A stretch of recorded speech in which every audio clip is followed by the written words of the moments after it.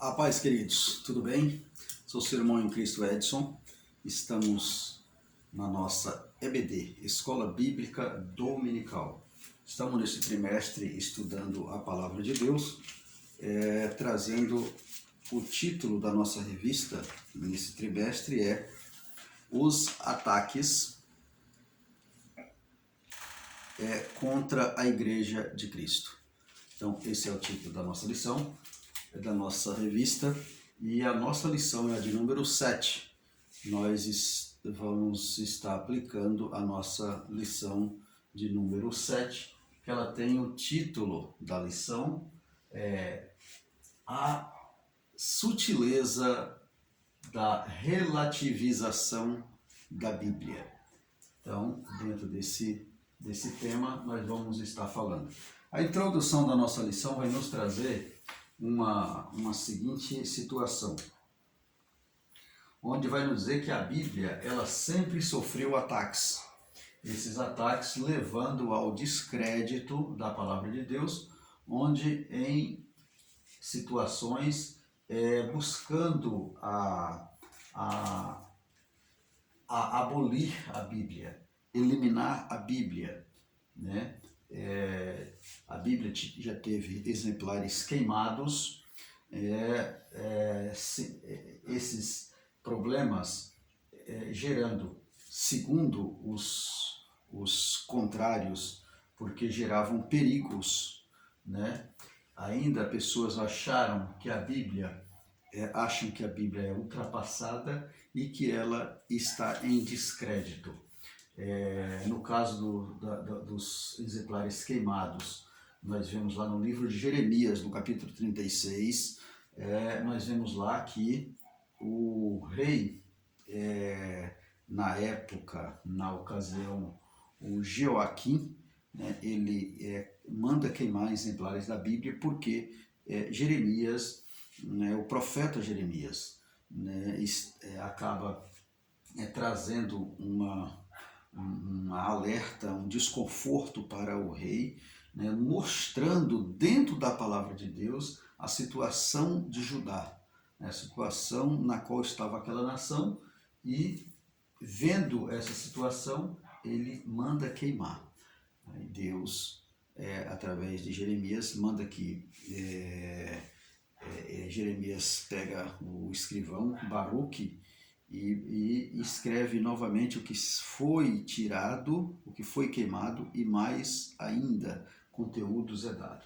Muito bem, o que acontece? Hoje existe, né, a situação hoje não é diferente do que acontecia lá no início de tudo, né? Ainda hoje nós vemos, infelizmente, pessoas que dizem que a Bíblia precisa ser atualizada, ou seja, precisa ser corrigida ou retificada, atualizada. Por quê que eles dizem isso? Por quê?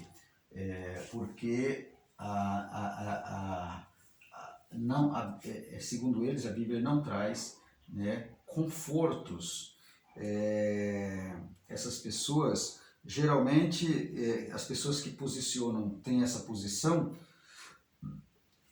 se tornam, né, geralmente, esse posicionamento é tomado quando se trata de questões sociais ou de natureza do comportamento, questão social ou comportamental. Então, isso leva as pessoas a entender que os padrões, né, bíblicos não são para a era atual, tá certo? Sendo preciso uma atualização na Bíblia. Muito bem, isso é uma pequena introdução para o nosso início. Só lembrando, a nossa leitura bíblica em classe ela se encontra no livro de 2 Timóteo, no capítulo de número 3 e o versículo de número 14 ao 17. Venham pedir a sua cooperação, a sua colaboração, meu amado irmão em Cristo, né, coopere com essa aula, divulgue, compartilhe com o seu irmão, compartilhe com o seu amigo, compartilhe com o seu colega de classe, e fazendo assim você está ajudando a mais um conteúdo aí para um aprendizado da nossa, da nossa fé, E assim nós, com isso, nós consigamos descaracterizar aqueles que dizem que a Bíblia está em descrédito ou que a Bíblia precisa ser atualizada. Nós tenho certeza de uma coisa: nós precisamos defender a nossa fé. Tá bom, amados? Muito bem. O nosso primeiro tópico vai nos dizer o seguinte: a Bíblia e o espírito dessa era. Né? A Bíblia e o espírito dessa era. Qual é o espírito dessa era? O espírito dessa era, lá no livro de Romanos, no capítulo de número 12 e o versículo 2, vai dizer que nós que acreditamos, que fazemos a defesa da fé, da palavra de Deus, não devemos conformar com este presente século, né? Com este presente século, ou seja, com essa presente era, com esse espírito desta era. Não devemos conformar, mas nós devemos protestar, digamos assim, de uma certa maneira, fazendo a defesa da nossa fé. Fazendo a defesa da nossa fé. Olha o que diz lá em Romanos. E não vos conformeis com este século, mas transformai-vos pela renovação da vossa mente, para que experimenteis qual seja a boa, agradável e perfeita vontade de Deus. Tá? Então, o versículo vai dizer isso. Quando diz isso, está dizendo o seguinte: o espírito dessa era, nós, fazendo a defesa da nossa fé, não devemos conformar com ele. Louvado seja o nome de Jesus. Tá certo, amados? Muito bem. A desconstrução.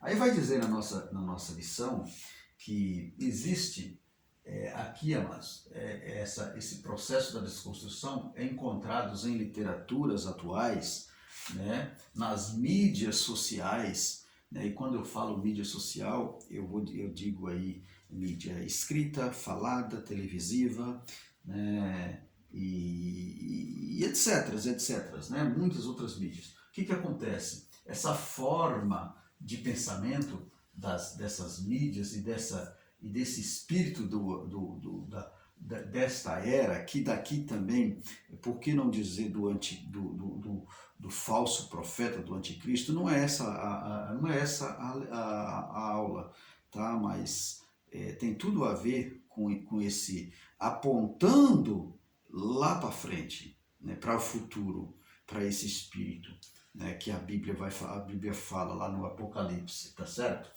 Então, essa maneira de pensar é uma forma diferente deles nomear um novo fenômeno cultural que impera na sociedade atual. Tá? Esse fenômeno cultural impera na sociedade atual. E aí, a lição vai nos dizer que esse processo dá-se um nome de pós-modernismo, né? Ou uma sociedade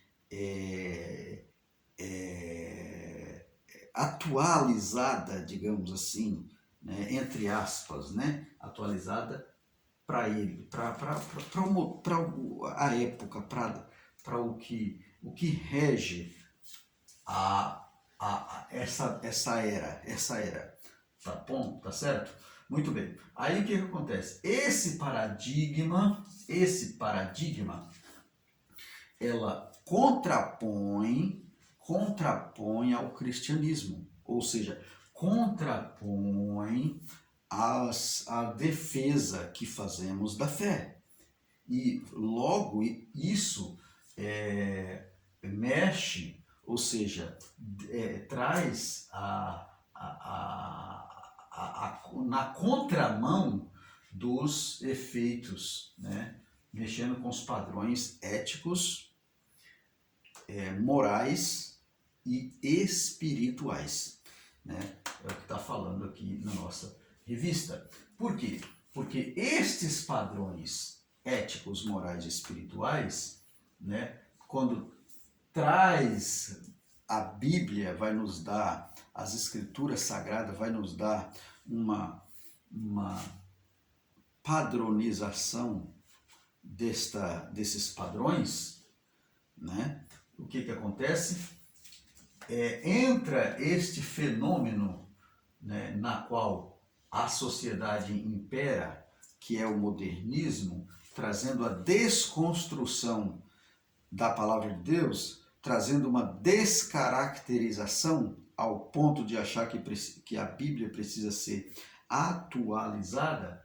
O que acontece? Essa desconstrução, isso aqui acaba gerando uma inversão de valores.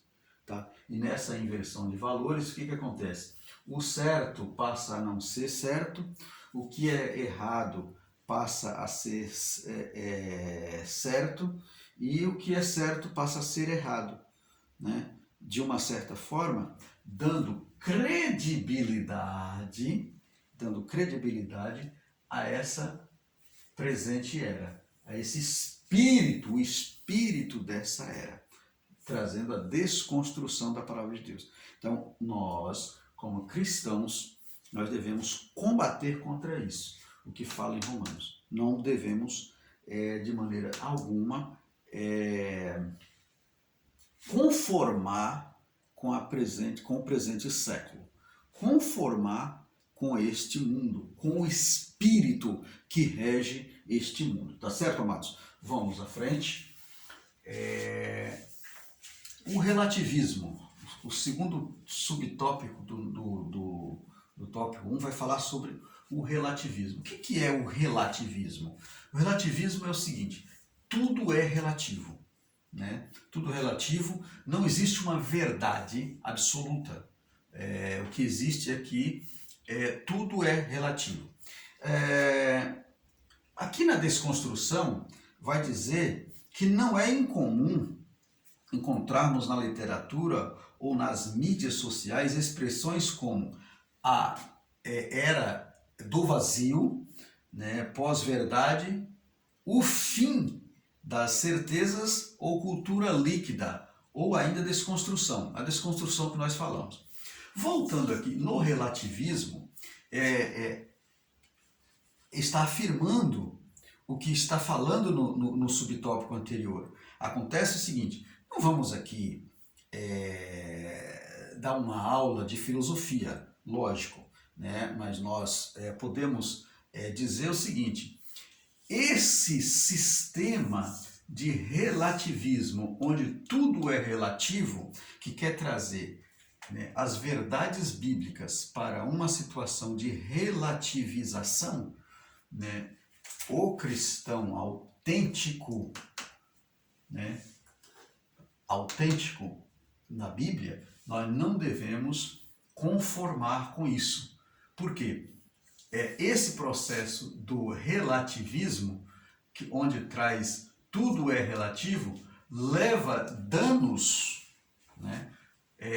Vem dando lugar, né? Leva danos, dando lugar a inverdades, né? A inverdades, onde nada é verdade, não existe uma verdade absoluta, tá bom? O que acontece? Isso faz uma inversão de valores, aquilo que eu expliquei aqui. Esse processo faz uma inversão de valores. E aí, nessa inversão de valores, olha o que diz aqui o nosso tópico, tá? Dentro de novas configurações culturais, o relativismo é inevitável. Não há valores perene ou absoluto, né? É o que eu acabei de falar. Não há uma verdade absoluta. Tudo é relativo. E aí, o que acontece? Na verdade, há muitos que o relativismo ético-moral vem se insurgindo na sociedade de forma sorrateira nas igrejas, ou na igreja. O que é de forma sorrateira? É a sutileza. É a sutileza que fala. Então, de forma sorrateira na igreja, ou seja, com sutilezas, né, até nas igrejas. Elas acabam acabam infiltrando na igreja de forma sutil, com sutileza, né, sorrateira, onde isso, né, entre parênteses, não tem nada a ver, onde o isso não tem nada a ver. Né? Algumas coisas, quem não já viu, né? Isso não, pastor, isso não tem nada a ver. Hoje nós estamos vivendo uma nova época. Hoje, pastor, isso não é mais usado. Pecado sempre foi pecado. Pecado é universal. O que não podia 50 anos, 100 anos, lá na época de Moisés, também não pode hoje. O que não pode no Brasil, não pode nos Estados Unidos, não pode no Japão, não pode, sabe? Então, é universal. A palavra de Deus, ela é universal. A Bíblia Sagrada, ela é universal. Ela não é padrão para um país e para outro não. Ela é universal. Então, por esse motivo, onde isso não tem nada a ver, nós precisamos ter cuidado com isso. Não podemos relativizar. Né? Entrar no sistema da nova era, no sistema, no espírito desta era. Não podemos. Então, temos que combater contra esse espírito maléfico que tem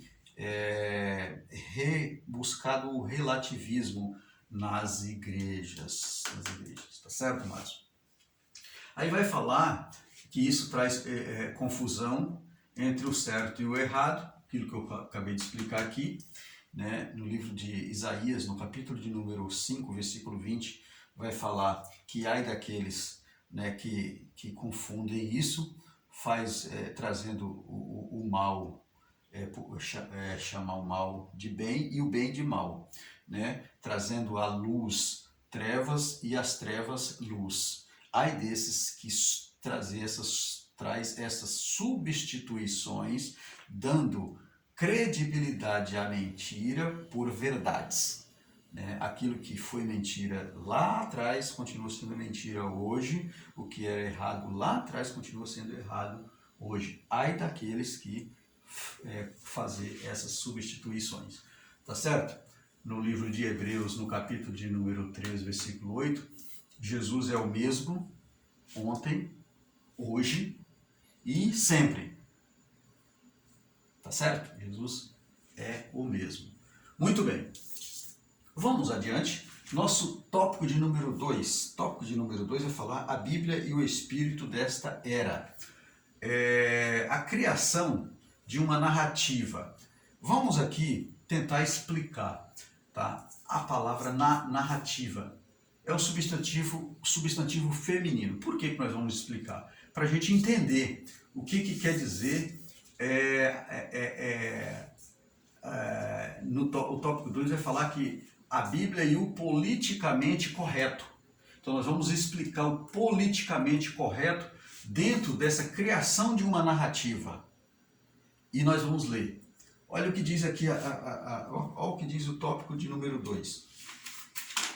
O subtópico 2 vai dizer o seguinte, olha, a criação de uma narrativa, desconstruindo os fundamentos, que poderá fazer o justo? Salmo de número 11, versículo 3. Então, o que o justo pode fazer diante de uma desconstrução de um fundamento? Nada pode fazer, porque o justo, ele não consegue andar sem o fundamento, tá certo? Então, essa pergunta do salmista ecoa nos nossos dias. Os fundamentos estão sendo derrubados e desconstruídos. Então vamos entender. Aí vem a narrativa, ó. A criação de uma narrativa. É uma palavra, é um substantivo feminino. E o que é uma narrativa? Tem nas duas definições. A primeira definição da narrativa é ação ou processo ou efeito de narrar. Narração. É uma narração. Então, a narrativa é um processo ou efeito de narrar. É uma maneira de narrar ou descrever uma situação. Né? E a segunda definição é exposição de um acontecimento. A narrativa é uma exposição de um acontecimento ou de vários acontecimentos, né? Reais ou imaginário, por meio de palavras ou imagem. Isso é a definição de narrativa. Por quê? Porque a narrativa, a criação de uma narrativa, quer justificar o politicamente correto. Tá? O politicamente correto. E eu vou explicar o politicamente correto perante a Bíblia. Se a Bíblia está lado a lado com o politicamente correto, ou não. Muito bem. Aí vai falar que os fundamentos estão sendo derrubados, destruídos. Tá. Então, a narrativa e os fundamentos. O que é um fundamento? A primeira definição de um fundamento é construção, base ou alicerce. É uma construção forte. Então, Jesus disse: eu sou a rocha, a pedra de esquina, a pedra angular. Ou seja, Jesus é uma construção forte. Aí ele vai dizer assim, olha, aquele que o homem insensato, ele constrói a sua casa na areia, vem o vento e derruba. E o homem sensato é aquele que constrói a sua casa na rocha. Então, trazendo uma base de fundamento. Tá? E a segunda definição de fundamento? Lembrando que esse substantivo aqui, substantivo, é um substantivo masculino, onde a segunda definição tem sentido figurado ou conjunto de regras básica de organização e funcionamento de uma instituição ou de um estabelecimento. Novamente, fundamento, na primeira definição, é algo que constrói. Então, não pode mudar. É alicerce, é base, certo? Então, fundamento é isso. Ou seja, na palavra de Deus, eu não posso mudar um fundamento. Eu posso mudar uma narrativa. Uma narrativa para me dar credibilidade a um politicamente correto. Eu uso uma narrativa. Eu uso uma ação, um processo ou um efeito de narrar. Algo que eu vou deixar a minha frase bonita, atrativa. Numa narrativa. Ainda numa narrativa, eu consigo expor um acontecimento ou vários acontecimentos.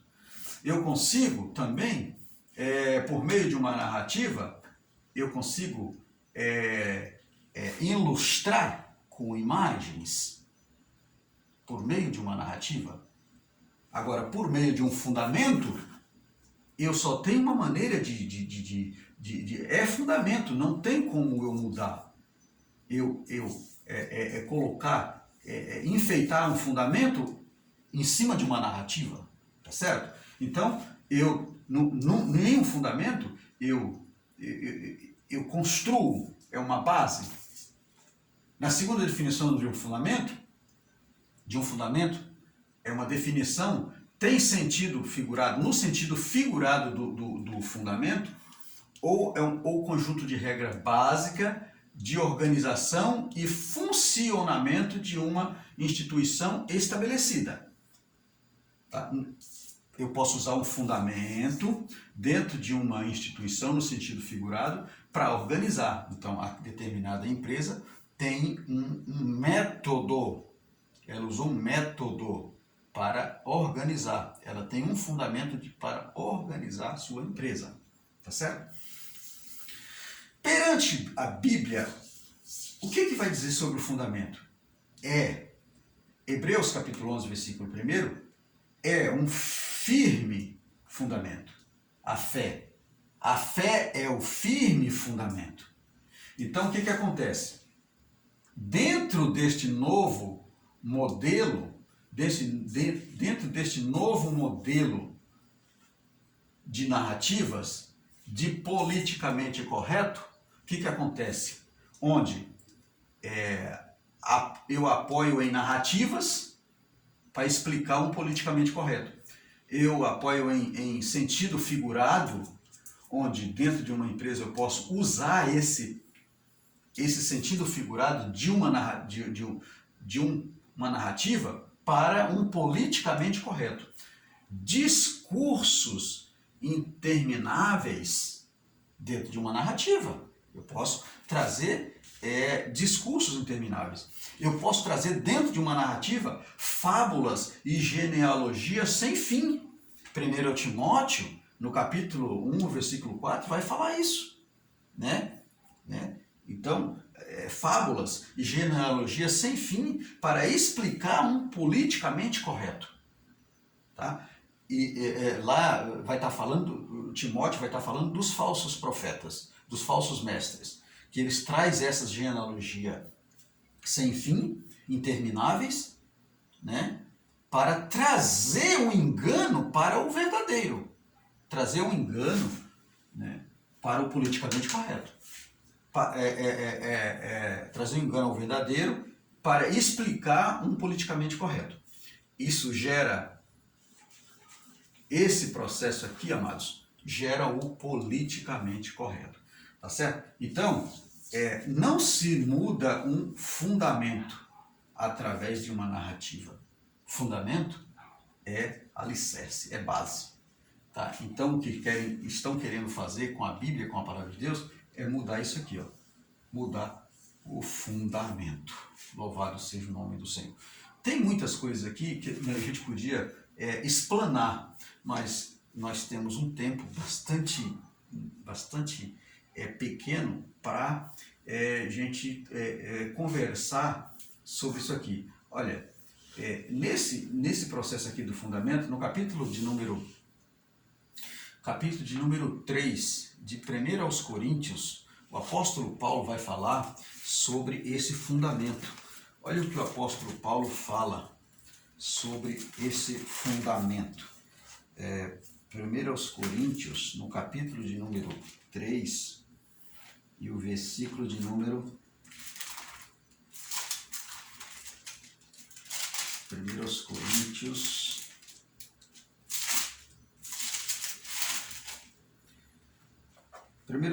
capítulo 3, e o versículo de número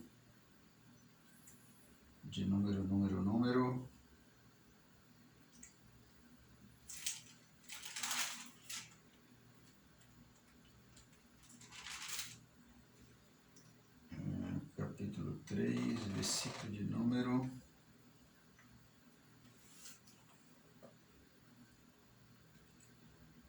número 11. Diz assim, olha: Porque ninguém pode lançar outro fundamento, além do que foi posto, o qual é Jesus Cristo. Contudo, se o que alguém edifica sobre o fundamento e outro sobre contudo, o que alguém edifica sobre o fundamento e ouro, prata, pedra preciosa, madeira, feno, palha, manifesta-se, tornará a obra de cada um, pois o dia a demonstrará, porque está sendo revelada pelo fogo. E qual seja a obra de cada um, o próprio fogo provará.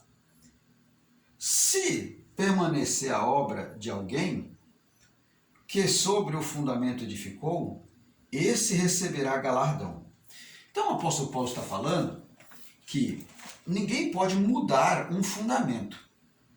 E se alguém construir, fazer alguma obra de ouro, de prata, de pedra preciosa, de madeira, de feno, não tem problema. Pode continuar fazendo, pode mudar o fundamento da construção, não tem problema. Só que no dia, e esse dia aqui está com D maiúsculo, é o grande dia do Senhor, essa obra vai ser provada pelo fogo. E cada um dará conta da sua construção. Então, está falando do fundamento. Eu não vou conseguir apresentar uma narrativa para justificar um politicamente correto, uma vez que eu não consigo mudar o fundamento, tá certo? Então, o politicamente correto aqui é um politicamente incorreto no fundamento bíblico. Então, o politicamente correto para o modelo atual da era atual do pós-modernismo é incorreto para o fundamento bíblico. Tá certo? Muito bem. Nosso a caracterização da opinião. O que é isso? Caracterização da opinião. Caracterizar, ou seja, quando a opinião é diferente ao politicamente correto, o cristão é censurado e taxado como homofóbico. Percebeu? A caracterização da opinião caracteriza quando a opinião é diferente, quando a opinião do cristão, daquele que defende a fé, é diferente do politicamente correto, aí o cristão é taxado como homofóbico, tá certo?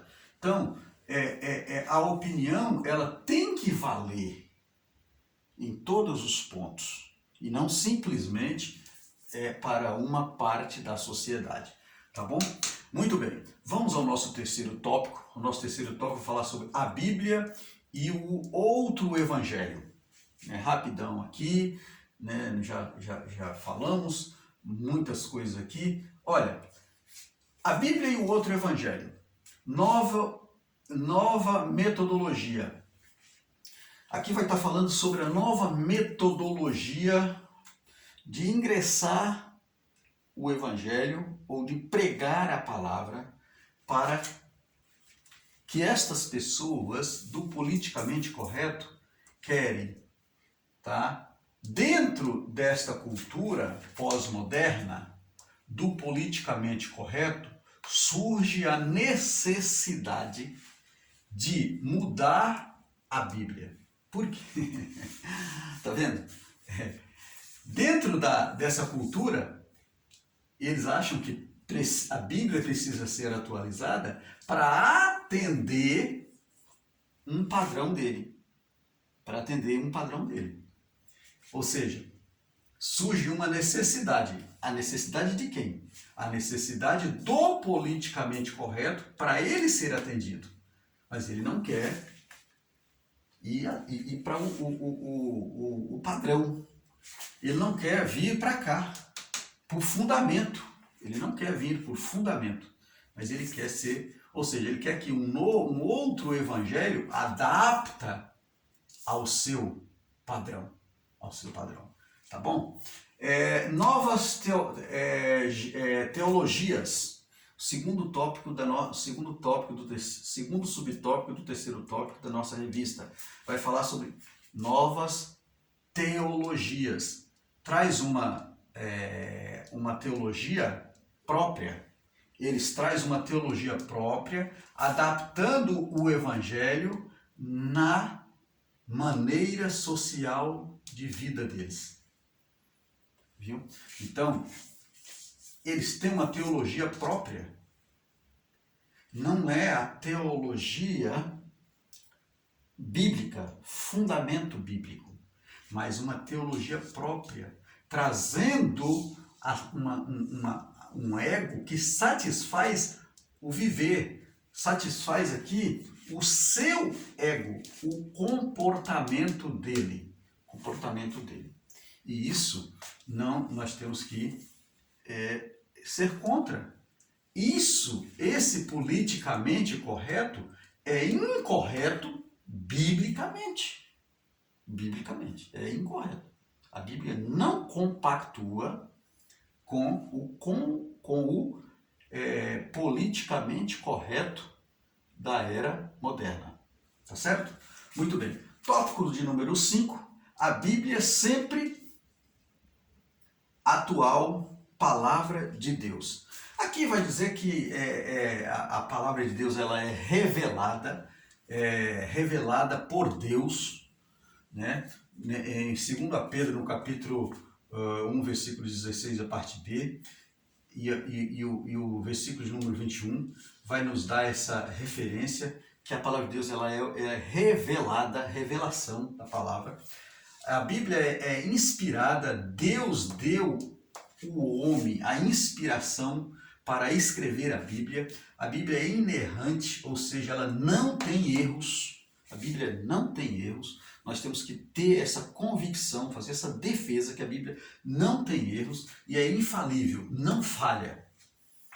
Então, a Bíblia não pode falhar, não falha. Não é que não pode, ela não falha. Tá certo? É inspirada por Deus. A origem da Bíblia, a origem é Deus. Assim as pessoas podem receber algo iluminado por Deus. As pessoas podem receber algo iluminado por Deus para escrever ou dizer algo sobre a Bíblia. Mas não existe aquele negócio, eu tenho uma inspiração nova, recebi uma inspiração nova. Não existe, porque a Bíblia já foi